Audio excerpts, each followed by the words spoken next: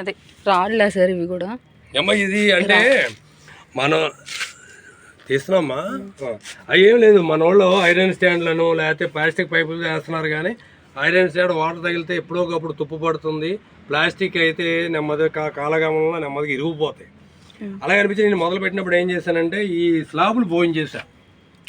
స్లాబులు పోయించేసి కింద ఇటుకలు పెట్టాను. ఎందుకంటే ఒకవేళ అవసరం ఏంటంటే బకెట్లను పక్క పెట్టి తీసి పక్కన పెట్టేసుకుని మనం వాడుకోవచ్చు ప్లేసు. లేదు ఇలాగ ఒక 10 అంగుళాల దాకా కథ ఉంది కాబట్టి ఈ గాలి తగిలి కింద పడ్డ వాటర్ కూడా ఎవాపరేట్ అయిపోయి శుభ్రంగా స్లాబ్కి ఏ విధమైన డ్యామేజ్ లేకుండా ఉంటుంది. ఈ ఏంటి స్ట్రాంగ్గా ఉంటే లైఫ్ ఎక్కువ డ్యూరబిలిటీ ఉంటుంది. ఎందుకంటే ఇంతసేపు ఎలా ఉన్నాయి ఏమి పడవు. ఇనపదానికి తుప్పు పడుతుంది, ప్లాస్టిక్ దానికేమో కాలగమనంలో పొట్లు పోయి ఇరిగిపోయే ఛాన్స్ ఉంది అనిపించి నేను ఇలాగ వేసుకున్నాను. ఎవరికి నచ్చిన వాళ్ళు వేసుకున్నారు. ఈ మధ్య స్టాండ్ల మీద పెట్టుకుంటున్నారు. నాకైతే ఇది బాగుంది. నేనైతే టెంపరీగా కర్రల మీద పెట్టాను సార్. అంటే ఉండవు ఎవరి కన్వీనియంట్ వాళ్ళది. And more over financial availability ఒకటి చూడాలి. అందరూ ఇలాగే చేయండి అలా చేయండి అని చెప్పినంత ఈజీ కాదు.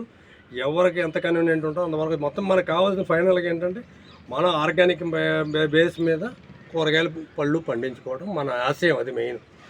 1,00,000 పెట్టుబడి దగ్గర వాళ్ళకి 1,00,000 ఉంటుంది, 5,000 పెట్టి వాళ్ళకి 5,000 ఉండొచ్చేమో. కానీ ప్రతి వాళ్ళకి కూడా వాళ్ళ శ్రమ తగ్గ ఫలితం మాత్రం గ్యారంటీగా ఉంటుంది ఇందులో.